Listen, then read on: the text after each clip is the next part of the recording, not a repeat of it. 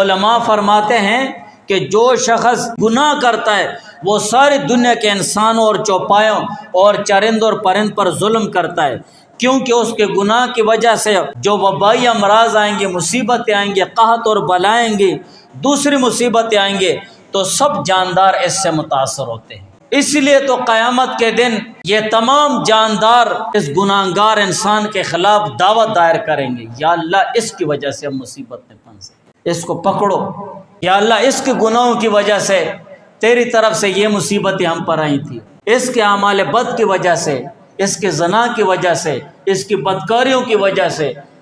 اس کی غیبت کی وجہ سے، اس کے مسلمانوں کی ابروریزی کی وجہ، سارے گناہ ہیں۔ اور شقیق زاہد رحمہ اللہ تعالیٰ فرماتے ہیں جو حرام مال کھاتا ہے وہ صرف اس شخص پر ظلم نہیں کرتا ہے جس سے مال ناجائز طور پر ہڑپ کر کے کھا رہا ہے،